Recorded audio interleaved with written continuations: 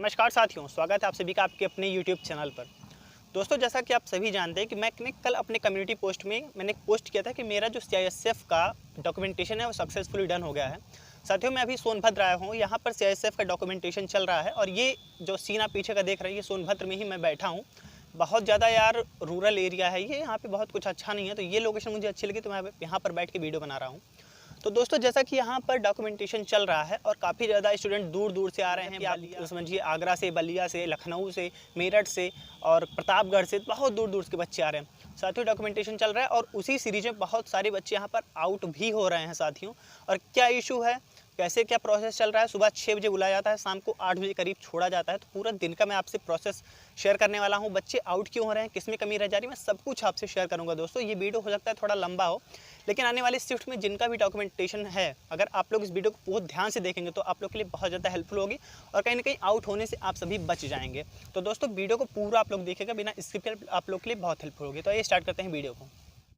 तो दोस्तों, सबसे पहले आपको सुबह 6 बजे के करीब बुला लिया जाता है सेंटर पे। जैसे कि मेरा शक्ति नगर सेंटर था यहाँ सोनभद्र का, तो मैंने 6 बजे मैंने रिपोर्टिंग टाइम थी 6:30 बजे, तो मैं 6 बजे यहाँ पर पहुँच गया था। तो सबसे पहले आपकी एक लाइन लगवाई जाती है यहाँ पर और आपसे कहा जाता है कि आप अपना एडमिट कार्ड और आप अपना आधार कार्ड अपने हाथ में लिए रहिए। दोस्तों, उसके बाद एक टेबल पर आपका जो है टेबल नंबर लिखा होगा, उसके बाद आपका सीरियल नंबर लिखा होगा, उसको देखकर आपको नोट करना होता है अपने ID कार्ड पे। उसके बाद दोस्तों, वहाँ पर एक जो सीआईएसएफ के एक ऑफिसर होते हैं, वो आपका ID कार्ड से, आपके आधार कार्ड से सब कुछ मैच करते हैं। सब कुछ जब अच्छा होता है आपको अंदर भेज दिया जाता है। जब आप अंदर जाते हैं तो वहाँ पर आपको तुरंत चेस्ट नंबर अलॉट किया जाता है। दोस्तों, वही चेस्ट नंबर से आपकी सारी पहचान वहाँ पर होने वाली है। फिर दोस्तों, उसके बाद जब आपको अंदर भेजा जाता है, वहाँ पर सबसे पहले आपके शूज़ एंड सॉक्स निकलवा दिए जाते हैं। उसके बाद दोस्तों, फिर आपको एक फॉर्म दिया जाता है। दोस्तों, जो सबसे ज़्यादा बच्चे फंसे वो इसी फॉर्म को फिल करने फंसे हैं। आपको बहुत ध्यान से सुनना है। वो फॉर्म में आपको जितने भी आपकी डिटेल्स भरनी है, सब कुछ आपको अपने एडमिट कार्ड से देखकर भरनी है। और इससे भी ज़्यादा ज़रूरी चीज़ कि आपको जितनी भी डिटेल्स भरनी है, सब कुछ आपको कैपिटल लेटर में भरनी है। इंग्लिश के कैपिटल लेटर में, कुछ भी स्मॉल लेटर में नहीं भरना है। दोस्तों, सबसे बड़ी बात होती है कि वो जो भी आपको इंस्ट्रक्शंस दे रहे हैं, आप उनको बहुत ध्यान से सुनिए, क्योंकि आप जानते हैं कि फ़ौज के लोग हैं तो इनकी हर बात गाली से ही शुरू होती है और गाली पे ही ख़त्म होती है। तो अगर आप गाली से बचना चाहते हैं तो उनके हर एक इंस्ट्रक्शन को आपको बहुत ध्यान से सुनना है। वो जैसे कहते हैं वैसे आपको करना है। अगर आपको नहीं समझ में आ रहा तो आप पूछ के भरिए, लेकिन अपने मन से कुछ भी मत कीजिए, क्योंकि आप वहीं से रिजेक्ट हो सकते हैं। तो दोस्तों, हर एक डिटेल को उसमें आपको कैपिटल लेटर में इंग्लिश के भरना है सब कुछ। और आपका जो सिग्नेचर है, जहाँ भी आपको सिग्नेचर करने को कहा जाए, आपको वही सिग्नेचर करना है जैसे आपने अपने एडमिट कार्ड में फॉर्म फिल करवाते समय किया था। उसके बाद दोस्तों, यहाँ से आपका जो वो फॉर्म फिल हो जाएगा, आपको तुरंत अंदर भेजा जाएगा, जहाँ पर एक बैरियर लगा होता है। 165 सेंटीमीटर हाइट का एक रहता है, एक मतलब गेट टाइप का बना होता है। एक 165 सेंटीमीटर का रहेगा, एक 170 सेंटीमीटर का रहेगा। उसके नीचे से आपको गुजरना होता है। तो जिन स्टूडेंट की हाइट 165 से कम है, उनको तुरंत साइड कर दिया जाता है। बाकी 165 सेंटीमीटर जिनकी हाइट टच होती है उसमें, उनको अंदर भेज दिया जाता है। दोस्तों, वहाँ पर जब आपको अंदर भेजा जाएगा तो वहाँ पर आपका बायोमेट्रिक किया जाएगा। बायोमेट्रिक इन द सेंस, आपने जो फॉर्म फिल किया उसी के बेसिस पे आपका बायोमेट्रिक एंट्री की जाएगी वहाँ पर। फिर आपको आपके अगर किसी भी डॉक्यूमेंट में कोई भी आपको करेक्शन कराना है, लाइक मम्मी का नाम गलत हो गया फॉर्म फिल करते समय, या फिर आपका डेट ऑफ बर्थ गलत हो गया, या फिर 10th की मार्कशीट से कुछ भी ऐसी दिक्कत हो रही है, तो आपको तुरंत वहाँ पर वो पूछेंगे, आपको बताना है। वो पूछेंगे किसी को कुछ करेक्शन कराना है अपने मार्कशीट में, अभी किसी भी चीज़ में, तो आपको हर एक इंस्ट्रक्शन को उनके बहुत ध्यान से सुनना है और आपको तुरंत बता देना कि हाँ सर, मुझे करेक्शन कराना है। क्योंकि मेरा एक साथी था जिसने क्या किया था ना, कि अपना जो उसका ये जाति प्रमाण पत्र होता है, जैसे OBC वाले जिनका जो जाति प्रमाण पत्र होता है, वो स्टेट का बनवा कर लेकर गया था। लेकिन यार देखो, अगर आप सेंट्रल गवर्नमेंट की जॉब लेने जा रहे हो तो आपका जो जाति प्रमाण पत्र है वो सेंट्रल गवर्नमेंट का ही बना होना चाहिए, और उसका जो था वो स्टेट गवर्नमेंट का था। तो आपको जो स्टेट गवर्नमेंट का नहीं चलेगा, वहाँ पर सेंट्रल गवर्नमेंट का होना चाहिए। तो वहाँ पर जब पूछा गया वो बता नहीं पाया, जिसकी वजह से उसको वहाँ पर आउट कर दिया गया। फिर उसके बाद पहले उसको बोला कि हम तुमको आउट कर रहे हैं।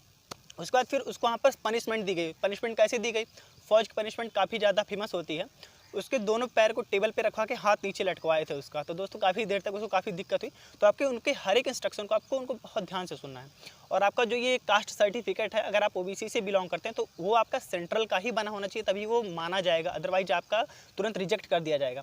और अगर मान लीजिए आप सेंट्रल का लेकर नहीं करें तो आपके पास 2 ऑप्शन बचते हैं। एक, या तो आप जनरल में शिफ्ट हो जाइए, वो आपसे कहते हैं कि आप या तो जनरल में शिफ्ट हो जाओ, या फिर आपका यहीं से जो है कैंडिडेचर आपका रिजेक्ट कर दिया जाएगा, आप पेपर देने को नहीं पाओगे। तो दोस्तों, आप जनरल में शिफ्ट हो जाओ, वो अच्छा होता है, कहीं ना कहीं पेपर देने को मिलेगा, थोड़ा मेहनत करो वो अच्छा रहेगा। रिजेक्ट होने से अच्छा पेपर देने को तो मिल जाएगा। जनरल में शिफ्ट हो जाना चाहिए आपको। अदरवाइज आपको अगर अगले शिफ्ट में अगर आपका है, अभी टाइम है, तो आप लोग अपना जो कास्ट सर्टिफिकेट है वो सेंट्रल का ही बनवा कर लेकर जाइएगा OBC का, तभी वहाँ पर माना जाएगा। तो दोस्तों इतना के बाद जो वहाँ पर फिर आपको जब वहाँ पर भेजा जाएगा तो आपको फिर 2 फॉर्म दिए जाएंगे फिल करने के लिए। दोस्तों बहुत ध्यान से उसको फिल करना है।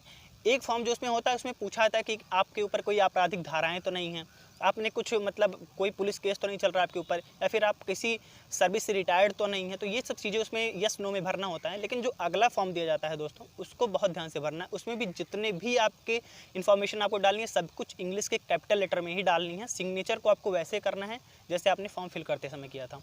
ये चीज़ें बहुत ध्यान रखिएगा क्योंकि इसमें बहुत सारे स्टूडेंट गलती कर रहे थे और उसी की वजह से उनको काफ़ी ज़्यादा पनिशमेंट मिली। 1-2 को तो पुशअप्स मरवाए, 1-2 को ऐसे झुका कर खड़ा कर दिए थे जैसे मुर्गा बनाया जाता था स्कूल के टाइम पे। तो वो चीज़ें बहुत ज़्यादा दिक्कत फेस करनी पड़ी कई सारे स्टूडेंट को जिन्होंने ध्यान से उनके इंस्ट्रक्शन को नहीं सुना है। तो आपको बहुत ध्यान से सुनना है दोस्तों। ये देखिए मैं ये जो आपको प्रोसेस बता रहा हूँ सुबह से लेकर शाम तक का, ये सेंटर टू सेंटर वेरी कर सकता है। मैं अपने सेंटर को बता रहा हूँ, कहीं पे ये चीज़ें पहले होंगी कहीं बाद में होंगे किसी सेंटर पे, लेकिन होंगी ये सारी चीज़ें। तो आपको बहुत ध्यान से सुनना है। फिर आपको क्या किया जाता है, जब आप इन सभी फॉर्म को फिल कर देते हैं तो आपको बोला जाता है कपड़ा निकालने के लिए। कपड़ा निकालने के लिए आपका height, chest and weight measure किया जाता है। दोस्तों सबसे ज़्यादा जो बच्चे आउट हो रहे थे वो चेस्ट में आउट हो रहे थे। चेस्ट देखिए, चेस्ट किसी का तो यहाँ पे जितना इनका डिमांड है उससे ज़्यादा थी, लेकिन एक्सपेंड करने में वो आउट हो जा रहे थे क्योंकि जो 5 सेंटीमीटर एक्सपेंशन है वो नहीं कर पा रहे थे।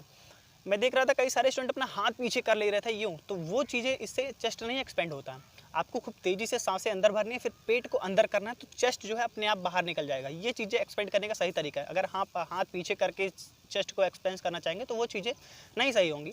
तो काफ़ी ज़्यादा बच्चे, करीब 50 से 60 बच्चे मेरे सेंटर से आउट हुए थे केवल चेस्ट एक्सपेंशन में दोस्तों।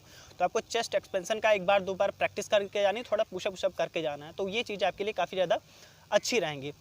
इसके बाद दोस्तों आपका जो डॉक्यूमेंट है वो आपके हाई स्कूल इंटर की मार्कशीट ओरिजिनल चाहिए, इनका फोटोकॉपी साथ में चाहिए, प्लस आपका आधार कार्ड ओरिजिनल चाहिए, आपका जो निवास प्रमाण पत्र है वो ओरिजिनल चाहिए। अगर आप ओबीसी से बिलोंग करते हैं या फिर ईडब्ल्यूएस से तो आपका जो कास्ट सर्टिफिकेट है, तो ईडब्ल्यूएस का तो तहसील से बनता है वो चल जाएगा, लेकिन अगर आप ओबीसी से हैं तो ये सेंट्रल का बना होना चाहिए कास्ट सर्टिफिकेट, प्लस सबका फोटोकॉपी साथ में चाहिए होगा। ये चीज़ें आपको लेकर जानी है दोस्तों। ये सारी चीज़ें आपका 2-3 बार वेरीफाई की जाती हैं और सब कुछ वेरीफाई होने के बाद अगर कोई भी करेक्शन आपका नहीं होता है तो आपका फॉर्म एक्सेप्ट कर लिया जाता है, फिर अगले का इस तरीके से चलता रहता है दोस्तों।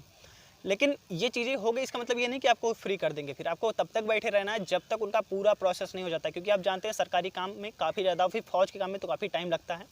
तो ये चीज़ें सेंटर टू सेंटर वेरी करती हैं। लेकिन आपका अगर कोई करेक्शन कराना है फॉर्म में तो आपके उनको सारे इंस्ट्रक्शन को उनके बहुत ध्यान से सुनना है और ध्यान से जो भी बता रहे हैं आपको उनको फॉलो करना है। कोई भी अगर कमी रह गई तो आपको वहीं से रिजेक्ट कर सकते हैं और काफ़ी ज़्यादा पनिशमेंट भी झेलने को आपको मिल सकता है।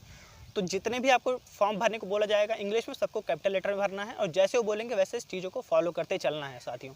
आपका जो ये चेस्ट वाला है इसमें काफ़ी ज़्यादा बच्चे आउट हो रहे हैं, बहुत ज़्यादा, तो आपको ये प्रैक्टिस करके जानी है, थोड़ा पुशअप मार के जाना है। बाकी डॉक्यूमेंट मैंने आपको बता दिए, हाई स्कूल इंटर की मार्कशीट लेकर जानी है, आपका निवास प्रमाण पत्र, ओबीसी से हैं तो सेंट्रल का बना हुआ कास्ट सर्टिफिकेट लेकर जाना, ईडब्ल्यूएस से हैं तो ईडब्ल्यूएस लेकर जाना है साथियों। आपको सब कुछ, आपका फोटो कॉपी भी चाहिए प्लस ओरिजिनल भी चाहिए साथियों। तो मैंने ये चीज़ें आपसे इसलिए मैं शेयर कर रहा हूँ क्योंकि यार मुझे काफ़ी ज़्यादा बच्चे आउट होते दिखे और जब वहाँ से आउट हो रहे थे तो काफ़ी ज़्यादा मायूस होते जा रहे थे। तो मैंने सोचा एक वीडियो बनाकर आप लोगों को बता दूँ, क्योंकि जो आगे आने वाले शिफ्ट में जिनका भी है उनको थोड़ा हेल्प हो सके इससे। और काफ़ी ज़्यादा मैं देख रहा था कि काफ़ी बच्चे आउट हो रहे थे, तो आप लोग इसको फॉलो करिएगा साथियों, काफ़ी ज़्यादा आपको हेल्पफुल रहेगी ये। और दोस्तों ये वीडियो आपको कैसी लगी है, कुछ हेल्पफुल हुई कि नहीं, आप लोग भी हमें कमेंट सेक्शन में ज़रूर बताइएगा साथियों। और इस वीडियो के बारे में आपकी क्या राय है सब कुछ हमें बताइएगा। जो भी मेरे भाई चैनल पर नए आप लोग सब्सक्राइब कर लीजिए, आपको ऐसे ही यूजफुल कंटेंट मेरे चैनल पर मिलते रहते हैं। तो फिर मिलते हैं आगे नई वीडियो में, तब तक के लिए जय हिंद।